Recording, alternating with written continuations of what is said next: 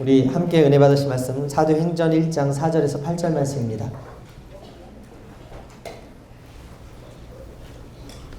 함께 사도행전 1장 4절에서 8절 말씀 봉독합니다. 시작. 사도와 함께 모이사 그들에게 분부하여 이르시되 예루살렘을 떠나지 말고 내게서 들은 바 아버지께서 약속하신 것을 기다리라. 요한은 물로 베풀었으나 너희는 몇 날이 못되어 성령으로 침례를 받으리라 하셨느니라. 그들이 모였을 때 예수께 여쭈되 이르되 주께서 이스라엘 나라를 회복하심이 이때이니까 하니 이르시되 때와 시기는 아버지께서 자기의 권한에 두셨으니 너희가 알 바 아니요 오직 성령이 너에게 임하시면 너희가 권능을 받고 예루살렘과 온 유대와 사마리아와 땅끝까지 이르러 내 증인이 되리라 하시니라. 아멘. 따르겠습니다. 침례 받고 성령으로 사역하라. 오늘 침례 받으신 우리 귀한 카리스 지체님 분들 주님의 이름으로 축복합니다. 오늘 침례 예배 나와서 또 함께 예배 드리고 또 RK 월드미션 파송 예배로 하나님 앞에 올려드리게 하신 것 참 감사합니다. 오늘 침례 받고 성령으로 사역하라는 제목으로 함께 은혜 받기를 원하는데, 예수님의 공생애는요 침례 요한한테 침례 받으신 것으로부터 시작하셨습니다. 하나님의 아들로서 하나님의 사역을 무엇을 하고 시작하셨냐면 침례 받고 시작하셨다. 마태복음 3장 11절 말씀 함께 읽겠습니다. 시작. 나는 너희로 회개하게 하기 위하여 물로 침례를 베풀거니와 내 뒤에 오시는 이는 나보다 능력이 많으시니 나는 그의 신을 들기도 감당하지 못하겠노라. 그는 성령과 불로 너에게 침례를 베푸실 것이요. 침례 요한이 소개하는 예수님은 성령과 불로 침례를 베푸시는 하나님의 아들입니다 라고 고백합니다. 여러분, 예수님 나타나셨을 때 침례 요한이 이렇게 얘기해요. 내 뒤에 오시는 분은 능력이 많다. 무슨 말입니까? 대단한 분이 나의 뒤에 오시는데 그가 오시면 대단한 일을 할 것입니다. 그런데 그 대단한 일은 우리가 한 번도 보지 못한 일입니다. 그렇다면 그 일이 무엇입니까? 바로 성령을 보내주셔서 성령으로 침례를 주실 것이다. 오늘 이 시간 성령께서 여러분들에게 침례를 베풀어 주실 것입니다. 예수 그리스도의 이름을 믿는 여러분들에게 이 땅 가운데 살아갈 때 능력과 은혜를 공급해 주시고자 이 거룩한 예배에 존전에 초청해 주셨는데, 오늘 한 사람도 빠짐없이 성령 받고 돌아가게 되길 바랍니다. 성령의 능력을 경험하고 돌아가게 되길 바랍니다. 첫 번째 살펴볼 것이 무엇이냐? 따라하겠습니다. 침례를 베푼 요한. 침례 요한이요 세상 사람들에게 예수님을 소개하기 위해서 태어난 사람이에요. 우리가 당신은 사랑받기 위해 태어난 사람, 이렇게 고백을 하는데, 침례 요한은 예수님께 침례 주기 위해 태어난 사람. 마태복음 11장 11절 함께 읽겠습니다. 시작. 내가 진실로 너에게 말하노니 여자가 낳은 자 중에 침례 요한보다 큰 이가 일어남이 없도다. 그러나 천국에서는 극히 작은 자라도 그보다 크니라. 여러분, 침례 요한과 예수님의 질적 차이가 무엇이었는가? 바로 나보다 능력이 많으시니라고 말한 그 침례 요한의 말에서 나타나는데, 요한의 삶을 통해서 배울 수 있는 게 무엇이냐? 그가 자신을 중요한 존재로 여기지 않았다는 거예요. 당시 400년 동안 하나님의 음성이 들리지 않았던 신구약 중간기를 깨고서 하나님의 말씀을 선포하며 회개하라고 천국에 가까이 왔다고 고백했던 사람이 누구냐면 바로 침례 요한이었습니다. 하나님의 음성이 들리지 않았던 그때 광야에서 낙타털로 만든 옷을 입고 허리에 가죽띠를 두르고 메뚜기를 먹고 들꿀을 먹으면서 광야에 거처를 두고 회개하라고 외친 그의 설교를 듣고서 많은 사람들이 침례받으러 나왔어요. 바리새파 사람들도 있었고 사두개파 사람들도 있었고 많은 율법사들이 찾아 나왔습니다. 사람들은요 침례 요한을 가리켜서 그가 그리스도가 아닐까? 하늘에서 불을 내리던 그 엘리야가 다시 태어난 건 아닐까? 위대한 선지자가 다시 왔다고 생각을 했고, 그가 선포하는 말에 귀 기울였고 그가 주는 침례를 받았어요. 후에 헤롯에 의해서 그가 목베임을 당해 죽었어도 헤롯은 생각하기를 그 예수님이 자신이 죽였던 그 침례 요한이 다시 살아난 거 아닐까라고 생각할 정도로 그의 영향력은 그 시대에 대단한 사람이었다라는 거예요. 어찌 보면 침례 요한은 위대한 설교자였고 또 회개의 복음을 선포하는 침례를 주는 하나님의 사람이었고 사회적으로 영향력을 주는 정치적으로도 영향력을 주는 그런 사람이었음에도 불구하고 그는 자신이 이 세상에서 온 목적이 바로 오직 예수 그리스도를 증거하기 위함이었다라고 고백을 하고 있는 것이죠. 요한복음 1장 23절 함께 읽겠습니다. 시작. 이르되 나는 선지자의 이사의 말과 같이 주의 길을 곱게 하라고 광야에서 외치는 자의 소리로다 하니라. 여러분 소리가 뭐예요? 메시지. 이 메시지가 소리로 들리면 듣고 사라져버려요.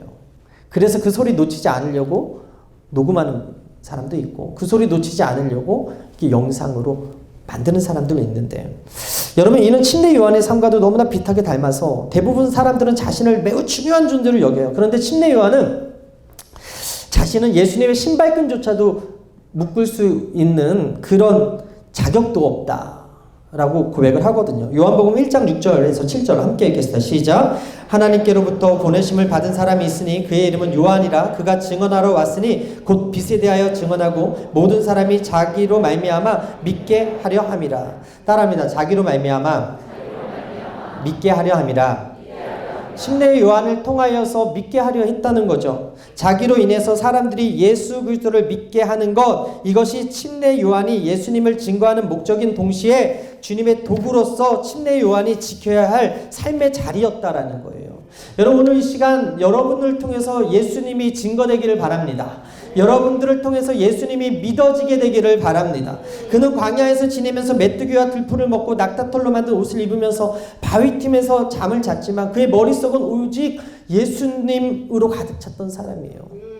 사랑하는 여러분, 예수님이 오시는 길을 평탄하게 하고 사람들에게 예수님이 잘 볼 수 있도록 그 역할을 담당한 사람이 바로 침례 요한이었다는 거예요. 마가복음 1장 3절 이하 함께 읽겠습니다. 시작. 광야에 외치는 자의 소리가 있어 가로되 너희는 주의 길을 예비하라. 그의 첩경을 평탄케 하라. 기록된 것 같이 침례 요한이 이르러 광야에서 제사함을 받게 하는 회개의 침례를 전파하니 온 유대 지방과 예루살렘 사람이 다 나아가 자기 죄를 자복하고 요단강에서 그의 침례를 받더라. 우리도 여러분 침례 요한과 같은 역할을 감당해야 돼요. 침례 요한과 같은 사명을 감당해야 돼요.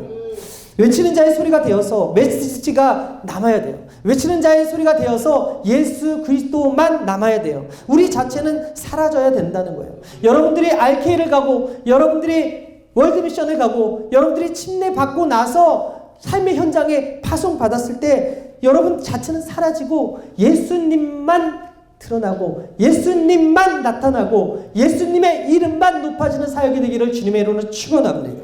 세상 사람들이 요새 흔히 예수 믿는 사람들이 바로 살지 못하는 거 보고 뭐라 그래요? 그 사람 때문에 교회 가기 싫다. 그 사람 때문에 예수 믿기 싫다. 그 사람 때문에 내가 예수 안 믿는다라고 얘기하는 것을 우리가 듣지 않습니까? 여러분들에게 나눠준 동성애 페이퍼 여러분들에게 드리는 숙제입니다. 그냥 나만 사인하고 끝나는 것이 아니라 이제 주변에 많은 사람들에게 여러분 받으셔 달라고 나눠드린 거예요. 어떻게 보면요 그때부터 핍박이 올 거예요. 어떻게 보면요 이게 쉽지 않다는 걸 여러분 느끼실 거예요. 아까 우리 회장님이 저한테 오셔가지고 뭐라 그랬냐면 다 사인해 줄 줄 알았대요. 그런데 이거 왜 해야 되냐고 묻더라는 거죠. 여러분 혹시 왜 해야 되는지 모르신다면 제가 잠깐 말씀드리면 악한 계략을 가진 사람들이 법제화해서 동성애자들을 소수인권이라는 이름으로 옹호하는데 계속해서 법안을 상정을 하는 거예요. 근데 이것을 반대하지 않으면 통과가 되게 되고 통과하게 되면 다수의 인권이 무시되고 하나님의 진리가 왜곡되며 하나님의 말씀을 그대로 전파하는 것이 죄가 되는 그런 세상이 벌어지는데 우리가 이 땅에서 그냥 기도만 합니다. 우리가 교회에서 그냥 기도만 합니다. 하다가 이것이 합법화되기 시작하면 동성애자들의 그 인권의 보호 차원에서 우리가 목소리를 내지 않는다고 한다면 결국에는 누가 핍박당하냐면 진리대로 사는 사람들, 말씀대로 살려고 하는 사람들, 그리고 죄를 죄라라고 이야기하는 그 사람들이 핍박당하거든요. 이거 저번에 목사님 사인했는데요. 저번에도 냈는데 왜 또 해야 돼요? 그 사람들이 계속해서 올리거든요. 그 사람들이 계속해서 자신들의 권리를 주장하고 계속해서 동성애에 합법화하고 그 법제화하기 위해서 올리는데 목소리를 내지 않으면 언젠가는 이 나라가 먹힐 수밖에 없기 때문에 우리가 기도도 하지만 우리가 함께 행동도 해야 되기 때문에 지금 우리 교회에서 이 캠페인을 벌이고자 하고 그래서 여러분들에게 종이를 한 장씩 나눠줬어요. 다른 선교에서는 그냥 그 사람한테 사인만 받고 말지도 몰라요. 어쩌면 갈아 사인할지도 몰라요. 근데 여러분 한번 삶의 현장에서 정말 얼마나 심각한가. 이 사람들이 얼마나 동성애에 호의적이고 얼마나 예수 믿는 사람들이 이 반대하는 거에 대해서 부정적인가. 결국에는 이거 뭘 의미합니까? 그 사람 때문에 너 때문에 예수 안 믿겠다고 하는 많은 사람들이 예수님 그 이름을 증거해야 하는데도 불구하고 그 길을 평탄케 하지 못하는 그런 결과물들이 지금 이 시대라는 거예요. 우리는 침례 요한처럼 예수님을 소개하는데 장애물이 되지 말고 장애를 제거하는 사람이 되어야 되는데도 불구하고 우리가 예수님을 높이고 예수님을 올려드려야 되는 그 삶의 현장에서 세상과도 똑같이 내 탐욕대로 행동하고 세상과 똑같이 이기적으로 판단하고 내 것을 뺏기기 싫어하는 그런 모습 때문에 어떻게 보면 예수 그리스도의 이름이 나타나는 것이 아니라 내 이름이 나타나고 예수 그리스도의 영광이 드러나야 되는데 내 영광이 드러나는 그런 모습으로 살지 않았었나. 오늘 이 말씀을 통해서 우리가 다시 한번 점검하게 되기를 바라고 예수님을 받아들이는데 그 길을 평탄케 하는 여러분 되시기를 주님의 이름으로 축원합니다. 여러분 때문에 예수 믿고 싶어져야 되고 여러분들 때문에 교회 오고 싶어져야 되고 여러분들 때문에 여러분들이 요구하는 거 다 해주고 싶은 그러기 위해서는 여러분 희생이 필요하다라는 거예요. 그 길이 좁은 길이라는 거죠. 그 길이 넓은 길이 아니라는 거죠. 섬김의 길이고 겸손의 길이고 그 길이 내 권리를 내려놓는 길이고 희생해야 되는 길이죠. 여러분 우리가 왜 휴가를 빼면서 RK를 가고 월드미션을 갑니까? 여러분 여기 있는 사람들이 시간이 많아서 돈이 많아서 그렇게 먼 나라에 복음 들고 갑니까? 결국에는 예수님 사랑해서 그런 거 아니에요? 예수님 명령이기 때문에 그런 거 아니에요? 여러분 성경에 요한이 두 가지에 대해서 소개하는데 첫 번째가 뭐냐면 그는 하나님의 부르심을 받아서 특별한 임무를 받고 이 세상에 태어났다는 거예요. 요한복음 1장 6절입니다. 함께 읽겠습니다. 시작. 하나님께로부터 보내심을 받은 사람이 있으니 그의 이름이 요한이라. 여러분 요한은 정체성이 분명했어요. 하나님으로부터 보내심을 받은 자. 따라합니다. 나는 하나님으로부터 보내심을 받은 사람입니다. 믿으시면 아멘. 오늘 침례받은 여러분들은 하나님으로부터 보내심을 받은 사람들. 오늘 파송받는 여러분들은 하나님으로부터 보내심을 받은 사람들이에요. 하나님으로부터 보내심을 받았다는 것은 그분이 하나님의 사람이라는 거예요. 그분이 하나님이 아는 사람이라는 거예요. 하나님이 그에게 사명을 주셨다라는 거예요. 하나님께서 보내신 사람을 묵상하면 개인의 능력이 탁월해야 한다는 뜻이 아님을 우리가 알 수 있습니다. 예수님이 침례 요한을 일컬어서 그는 여인에게 난 사람 중에 가장 큰 사람이다 라고 칭찬하셨거든요. 마태복음 11장 11절 함께 읽겠습니다. 시작. 내가 진실로 너에게 말하노니 여자가 낳은 자 중에 침례 요한보다 큰 이가 일어남이 없도다. 그러나 천국에서는 극히 작은 자라도 그보다 크니라. 이유가 무엇입니까? 그의 탁월한 때문에 그가 크다고 이야기하지 않습니다. 그가 하나님으로부터 메시지를 받았기 때문에 그가 여인의 잉태한 자보다 가장 크다. 신구약 중간기 400년간의 침묵을 깨고 하나님의 아들 예수 그리스도의 길을 평탄케 하기 위한 그 메시지를 받은 그 침례 요한에게 예수님께서 뭐라 그래요? 여자가 낳은 자 중에 침례 요한보다 큰 이가 일어남이 없다. 사랑하는 여러분, 하나님의 사명을 받은 사람, 말씀을 받은 사람, 메시지를 받은 사람은 지위와 학식과 재물과 능력의 탁월함과 상관없이 모두 위대한 사람임을 믿으시게 되기를 바랍니다. 그들은 하나님의 일, 하나님의 사명, 하나님의 미션을 담당하기 위하여 하나님으로부터 부름받은 사람들이에요. 옆에 분들에게 이렇게 인사했으면 좋겠습니다. 당신은 위대한 사람입니다. 당신은 예수님이 인정하는 하나님의 나라의 큰 자입니다. 여러분 비록 침례 요한이요 그 헤롯 왕으로 말미암아 사람들의 질투와 시기로 인해서 목숨을 먼저 잃었습니다. 예수님보다. 그러나 예수님으로부터 최고의 칭찬을 받은 사람이었다라는 거예요. 세상에는 모든 것을 가지고도 방황하는 사람이 많죠. 지성을 가지고도 권력을 가지고도 건강 때문에 방황하기도 합니다. 높은 지위에 올라서도 쫓기는 것처럼 초조해하는 사람이 있고 세상에 부자로 살면서도 잘 먹고 편안하게 지내면서도 인생의 목적과 의미를 잃어버렸다면 그 사람은 불행한 사람이죠. 이번에 송송 커플이라고 하는 송혜교하고 송중기가 이혼을 했어요. 완벽한 남녀의 세계의 결혼식이라고 해서 대서특필했던 때가 엊그제 같은데 1년 8개월 만에 파경을 맞았다.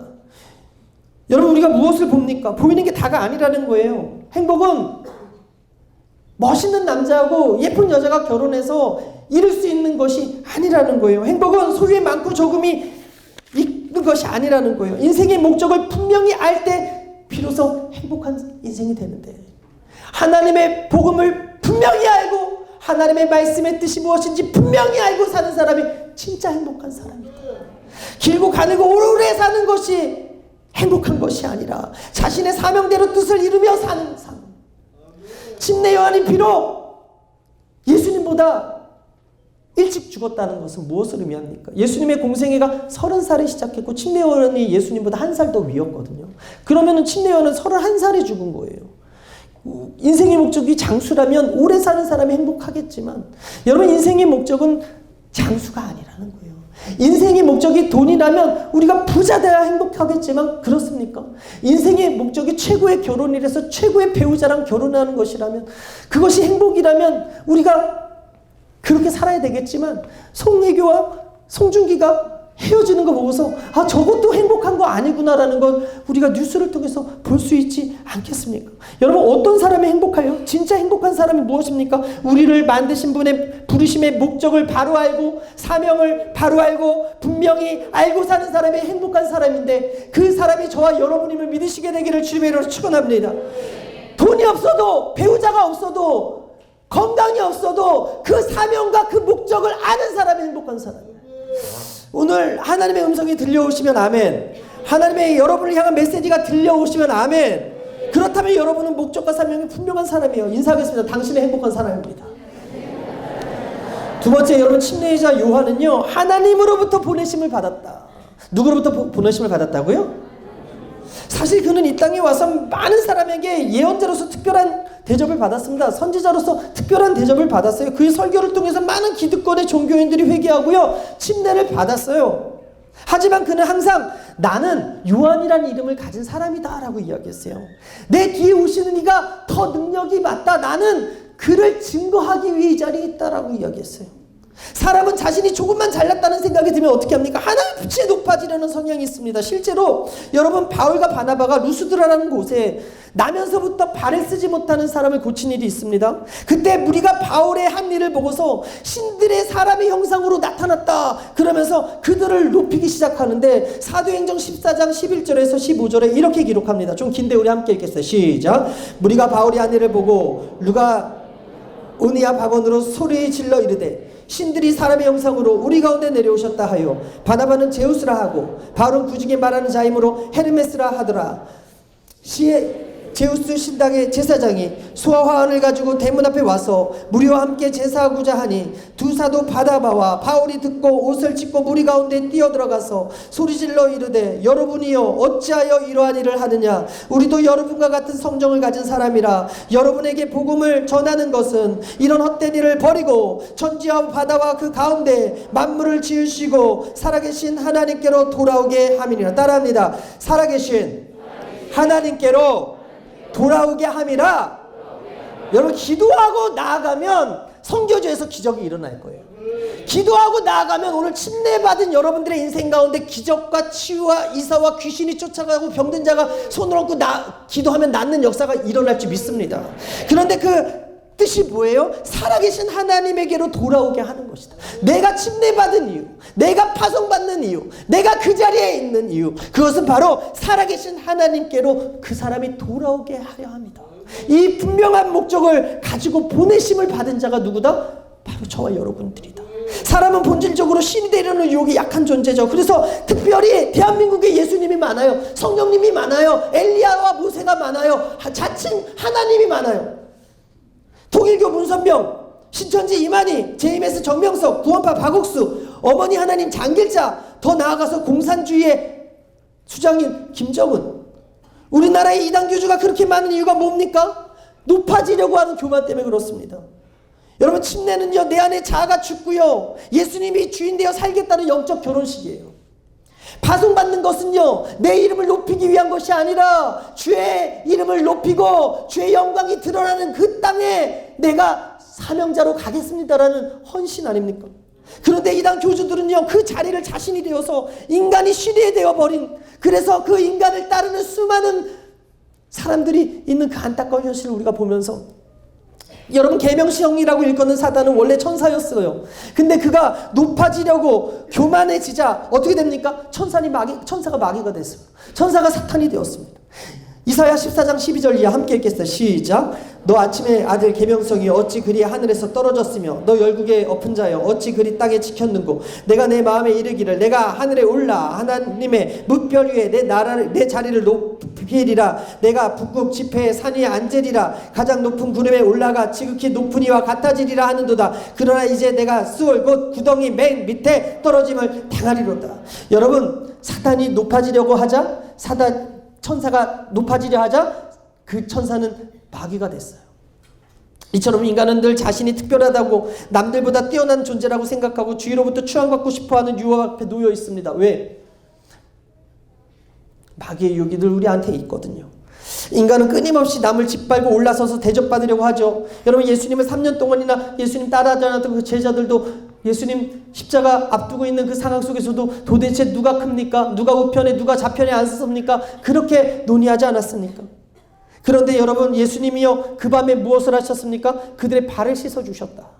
성김의 본을 보여주셨다. 침례 요한도 자기 이름이 아니라 예수 그리스도의 이름만을 증거하면서 자기는 그 이름을 평탄케 하기 위해서 부름받은 자라는 확실한 사명과 부르심의 목적을 가지고 메시지를 선포하고 나는 소리라고 이야기하는 거예요. 이것이 겸손한 그리스도의 자세이고 이것이 태도거든요. 지난번에 저희 구역장 허그바이블에 갑자기 하나님께서 또 귀한 선교사님 불러주셔서 잠깐 간증 시간 가졌는데, 이한용 선교사님이에요. 이분이 그 시간에 당나귀의 비유를 하시더라고요. 참 제가 은혜 받아서 여러분들과 이 시간에 지금 나누기 원하는데, 우리가 잘 아는 당나귀, 유일하게 여러분 그 당나귀는요, 고기도 사람들이 먹지도 않아요. 그 가죽도 쓸 데가 없어서 그 가죽을 쓰지도 못한답니다. 그런데 그 나귀는 오직 짐을 실어 나르기 위해서 사용되는 동물인데, 빨리 가면 빨리 간다고 맞고 느리게 가면 또 느리게 간다고 맞는데, 맞기 위해 그래서 태어나서 죽어라 일만 하다가 죽는 당나귀. 그런데 어느 날 그 당나귀 한 마리가, 그것도 나귀 새끼 한 마리가 주가 쓰시겠다 하라는 그 명령에 순종한 제자들에 의해서 예수님 앞으로 옵니다. 예수님 그 나귀를 타셨어요. 그러자 그가 어떻게 됩니까? 예수님이 때리지도 않아. 예수님이 빨리 간다고 느리게 간다고 때리지도 않아요. 근데 그 예수님이 타니까 어떻게 됐습니까? 그 어린 나귀가 사람들이 환호하고 반기는 그런 존재가 되었다라는 거예요. 마태복음 21장 7절에서 9절 함께 읽겠습니다. 시작.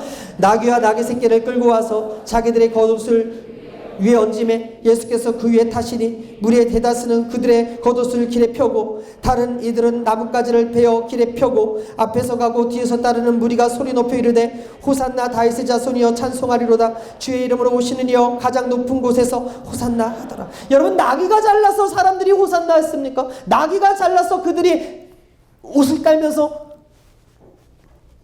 흔들었습니까? 그 위에 예수님을 태웠기 때문에 사람들이 환호했고, 그곳에 예수님이 계셨기 때문에 사람이 영접하고 있는 거 아닙니까? 사랑하는 여러분, 오늘 침례받은 분들 어떻게 사역해야 됩니까? 겸손히 사역해야 되는 거예요. 나 때문에 그들이 사는 게 아니라 나와 함께 하시는 예수님 때문에 그들이 사는 것임을 아는 사람들은 겸손할 수밖에 없는 거예요. 오늘 파송받는 여러분, 어떤 사역해야 됩니까? 겸손의 사역이 되어야 됩니다. 오늘 침례 요한이 예수님을 소개하는 사역을 위해서 자신의 이름을 드러내지 아니하고 오직 예수님만을 증언한 자가 된 것처럼, 그가 여자가 낳은 자 중에 가장 큰 자가 된 것은 자기 이름과 자기 의를 드러낸 것이 아니라 하나님의 아들의 이름을 드러났기 때문임을 기억하시고, 여러분들의 사역 가운데 예수님의 이름만 드러나게 되기를 바랍니다. 여러분들의 메시지 가운데 오로지 예수님만 드러나게 되기를 바랍니다. 침례 요한이요, 여러분 겸손한 삶을 살았습니다. 주어진 사명이 무엇인지 분명히 알고 살았습니다. 그리고 그 사명에 합당한 삶을 살았습니다. 그리고 오직 예수님만 나타내고 예수님의 이름만 높아지게 자신을 낮추었습니다. 오늘 침례받은 분들, 그리고 오늘 파송받는 분들, 여러분의 사역에 겸손이 내 뜻대로 이루어지지 않아요. 바로 성령께서 함께 하셔야 우리가 내 이름이 낮아지고 성령이 높아지는 사역을 감당할 수 있음을 기억하시고 침례받은 사람들은 성령에 매여서 사역하게 되길 바랍니다.